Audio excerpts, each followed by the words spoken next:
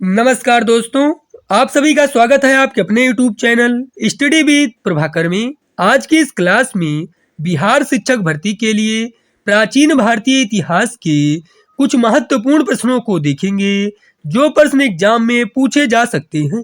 इसलिए आप सभी इस वीडियो को पूरा एवं लास्ट तक जरूर देखें। आइए शुरू करते हैं। पहला प्रश्न है, चंद्रगुप्त मौर्य का महल मुख्यतः बना था लकड़ी का, पत्थर का, ईंटों का, मिट्टी का। चंद्रगुप्त मौर्य का महल लकड़ी का बना था। इसका सही उत्तर है विकल्प ए। मौर्य साम्राज्य में प्रचलित मुद्रा का नाम क्या था? पर्ण, तोल, दीनार। उपरोक्त में से कोई नहीं। मौर्य साम्राज्य में प्रचलित मुद्रा का नाम पर्ण था। इसका सही उत्तर है विकल्प ए। चंद्रगुप्त मौर्य के शासन विस्तार में किसने मुख्य रूप से मदद की थी? शूद्रक, उमागुप्त, शुद्धोधन, चाणक्य। चाणक्य ने चंद्रगुप्त मौर्य के शासन विस्तार में मुख्य रूप से मदद की थी। इसका सही उत्तर है विकल्प डी। नंद वंश के पश्चात मगध पर किस राजवंश ने शासन किया? गुप्त, शुंग, मौर्य, कुषाण। नंदवंश के पश्चात मगध पर मौर्य वंश ने शासन किया। इसका सही उत्तर है विकल्प सी। मौर्य काल में शिक्षा का सर्वाधिक प्रसिद्ध केंद्र था वैशाली, तक्षशिला, नालंदा, उज्जैन। मौर्य काल में शिक्षा का सर्वाधिक प्रसिद्ध केंद्र तक्षशिला था। इसका सही उत्तर है विकल्प बी। मुद्रा राक्षस का लेखक कौन है? अश्वघोष, कालिदास, विशाख दत्त, भास। मुद्रा राक्षस का लेखक विशाख दत्त है। इसका सही उत्तर है विकल्प सी। अशोक के शिलालेखों को पढ़ने वाला प्रथम अंग्रेज कौन था? John tower, James Prinsep, Charles Metcalfe, Harry Smith. Ashok के शिलालेखों को पढ़ने वाला प्रथम अंग्रेज जेम्स प्रिंसेप था। इसका सही उत्तर है विकल्प बी। मौर्य काल में सीता से तात्पर्य है एक देवी, एक धार्मिक संप्रदाय, ऊसर भूमि, राजकीय भूमि से प्राप्त आय। मौर्य काल में सीता से तात्पर्य है राजकीय भूमि से प्राप्त आय। इसका सही उत्तर है विकल्प डी। सातवाहन वंश का संस्थापक कौन था? सिमुक, सातकर्णी, गौतमी पुत्र सातकर्णी। उपरोक्त में से कोई नहीं। सातवाहन वंश का संस्थापक सिमुक था। इसका सही उत्तर है विकल्प ए। किसने सोने के सर्वाधिक शुद्ध सिक्के जारी किए? गुप्त, मौर्य, शक, कुषाण। सर्वाधिक शुद्ध सोने के सिक्के कुषाण वंश के शासकों ने जारी किए। इसका सही उत्तर है विकल्प डी। चरक और नागार्जुन किसके दरबार में थे? अशोक, चंद्रगुप्त मौर्य, कनिष्क, समुद्रगुप्त। चरक और नागार्जुन कनिष्क के दरबार में थे। इसका सही उत्तर है विकल्प सी। गुप्त वंश का संस्थापक कौन था? समुद्रगुप्त, चंद्रगुप्त, श्रीगुप्त।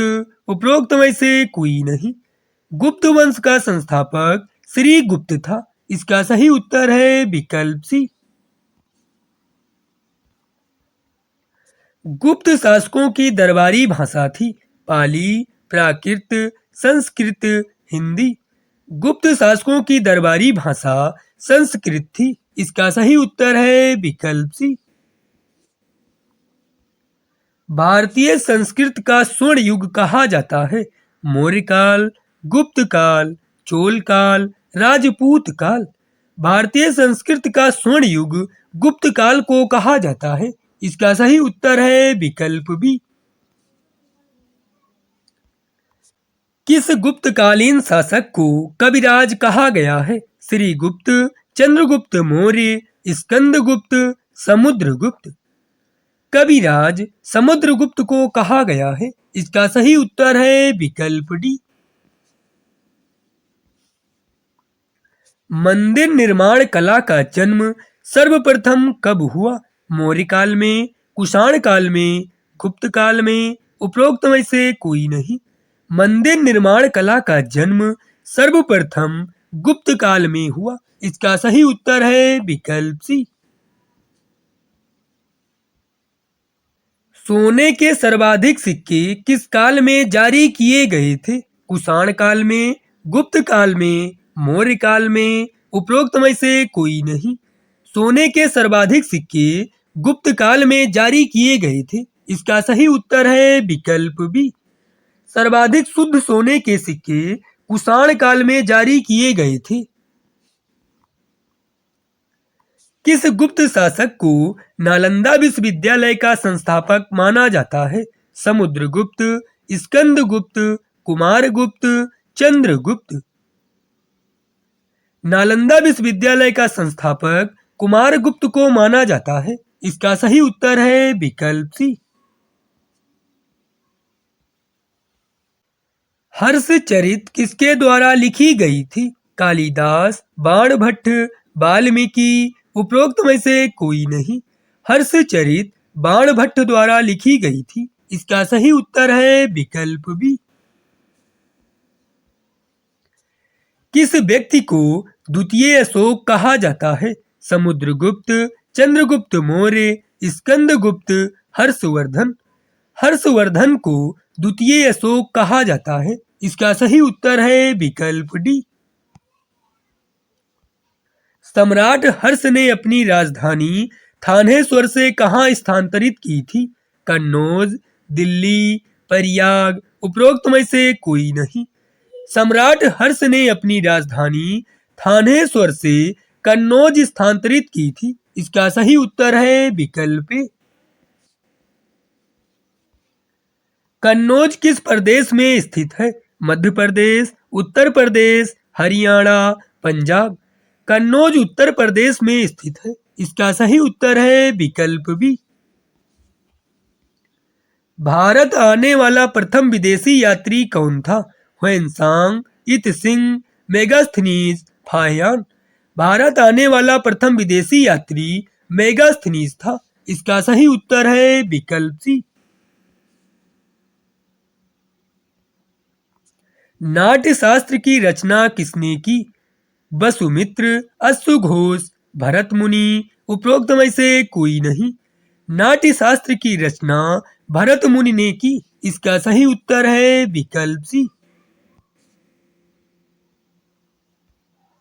मानव द्वारा सर्वप्रथम प्रयुक्त धातु था?